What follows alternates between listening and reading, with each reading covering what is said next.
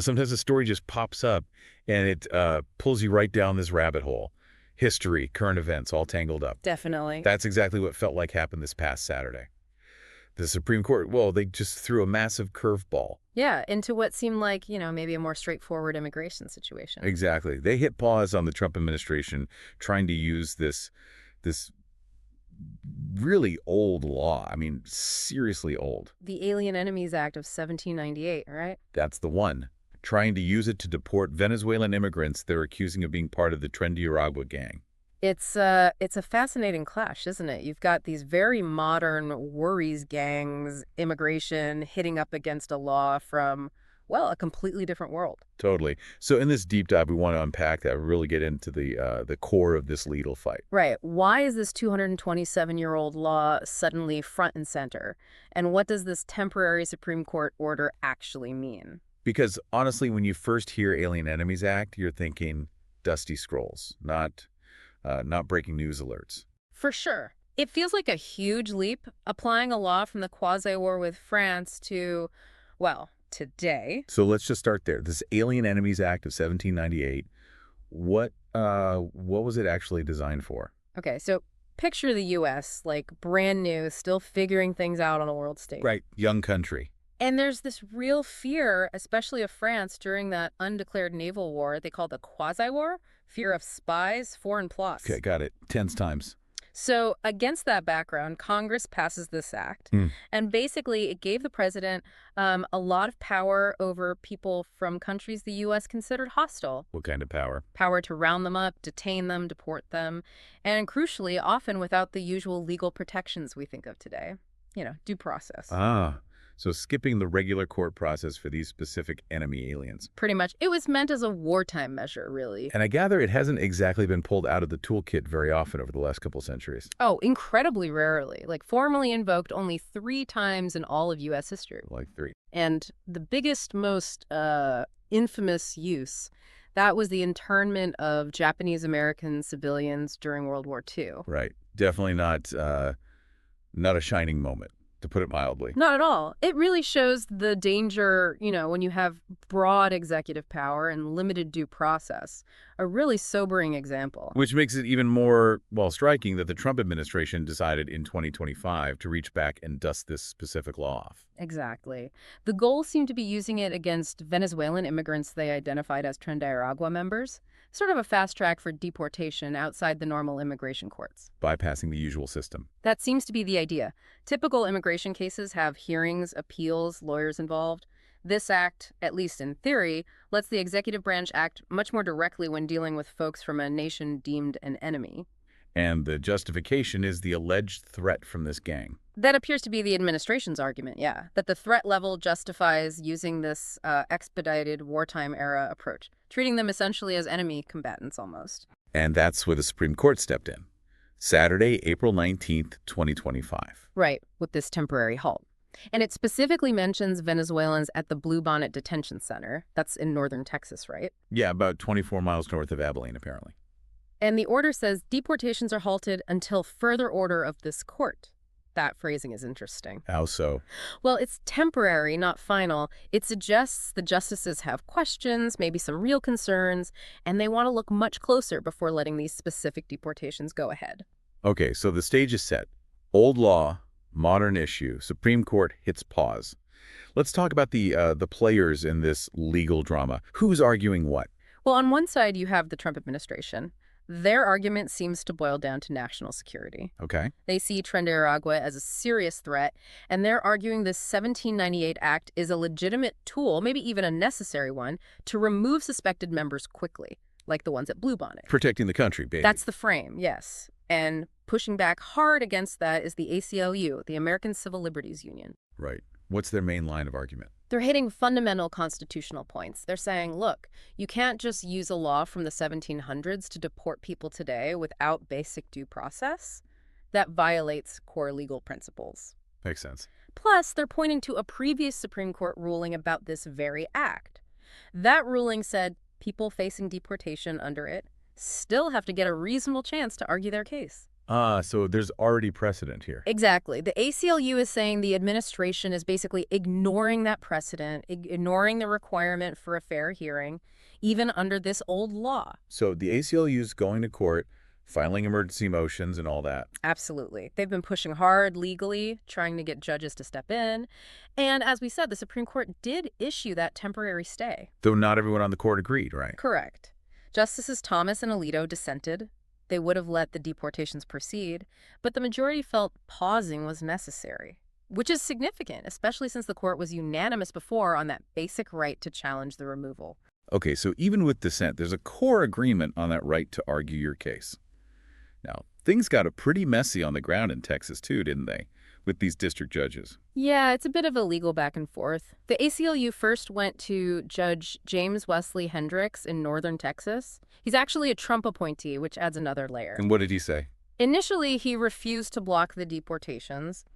ICE, Immigration and Customs Enforcement, apparently told him the specific people the ACLU first named weren't about to be deported right then. Yeah, okay. And Judge Hendricks seemed hesitant to issue, like, a big sweeping order stopping all potential deportations before any had actually started. He wanted more proof of immediate action. Like, show me the imminent harm. Something like that.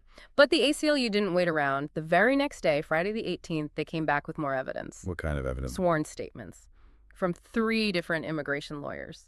They described clients at Bluebonnet being told they were Tren de Aragua getting deportation notices and that it could happen as soon as Saturday, the day the Supreme Court eventually acted. Wow. So it was imminent for some. It certainly seemed that way based on these sworn accounts. And wasn't there one particularly disturbing story from a lawyer named Corrine Brown? Yes, her statement detailed a really worrying situation. Her client, who only spoke Spanish, was apparently being pressured by ICE to sign documents.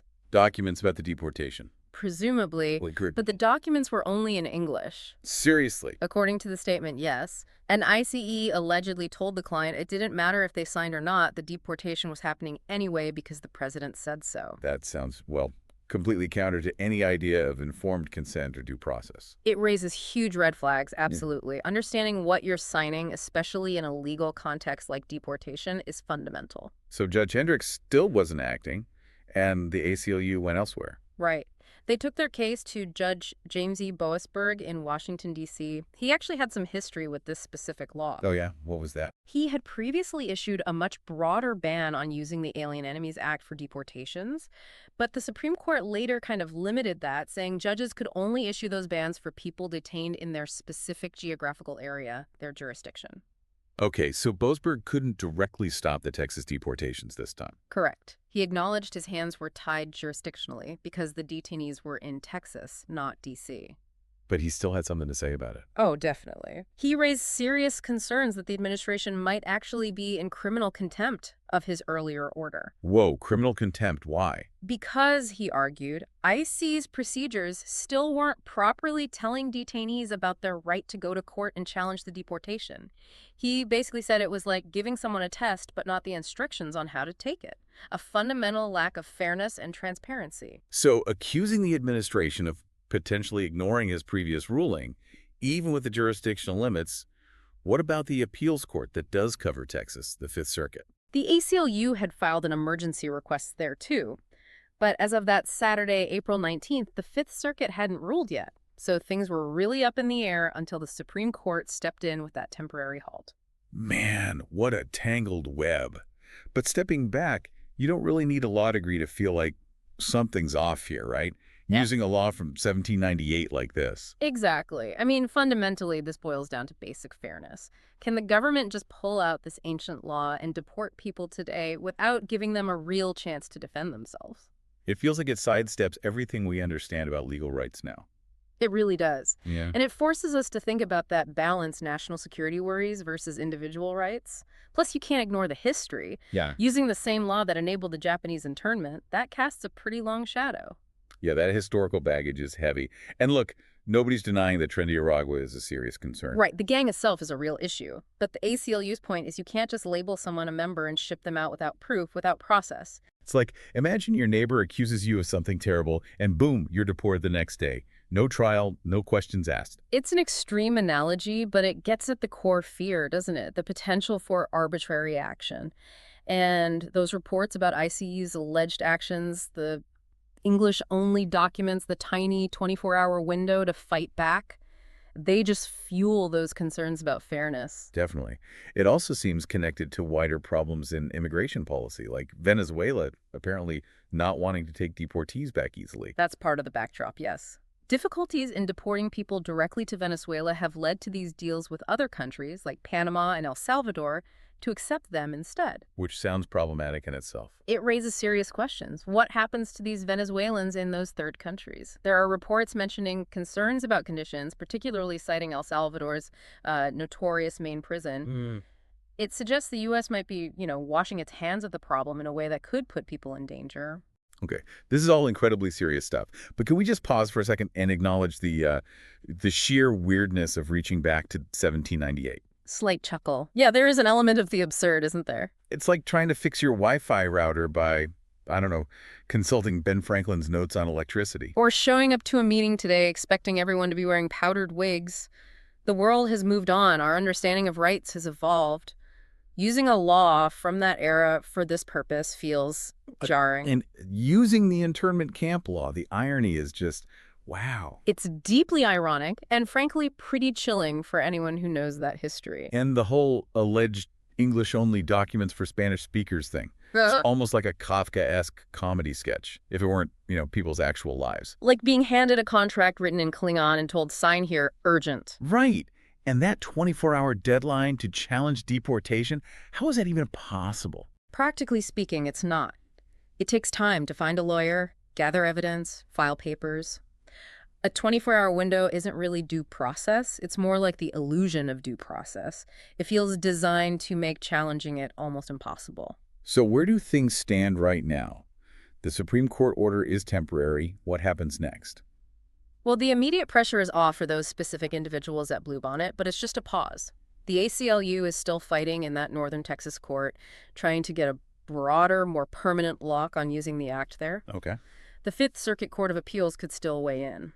And we have Judge Boasberg's threat of contempt proceedings hanging out there in D.C., which adds another layer of legal pressure on the administration. And this isn't just happening in Texas, right? Other judges are looking at this, too. That's right. We've seen similar temporary halts pop up from federal judges in other places, Colorado, New York, even southern Texas. They're citing the same kinds of due process concerns. So there's a pattern of judicial skepticism. It seems so.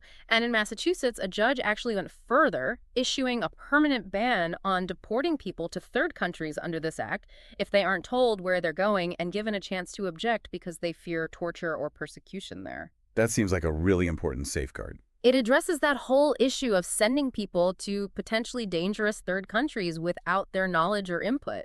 So yeah, the legal landscape is complex and evolving across different courts. And while all these lawyers and judges argue, you've got actual people stuck in the middle at Bluebonnet. Absolutely.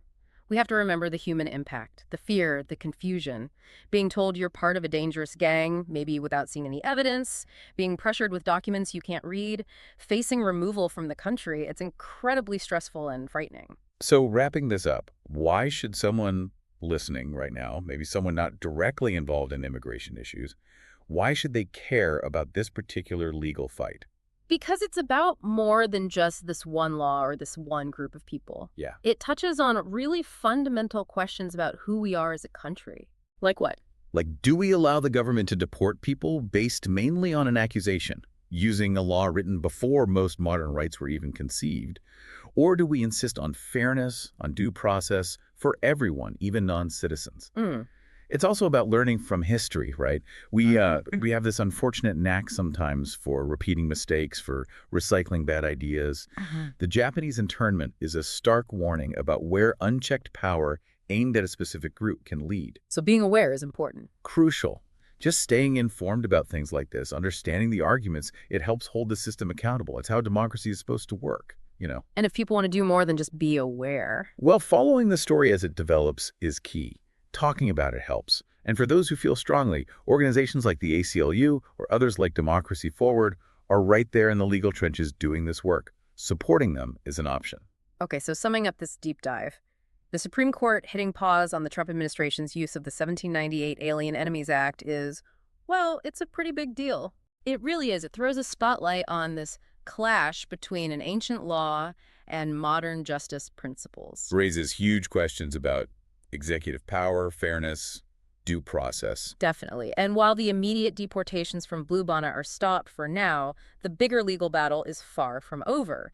The outcome is still really uncertain. It really leaves you thinking, doesn't it, about that constant tension between keeping the country safe and protecting individual rights. And maybe whether we've truly absorbed the lessons history tried to teach us about how we treat people on the margins, especially during times of fear. A lot to chew on there. Thanks for breaking it all down. Thanks for digging in. It's a complex one.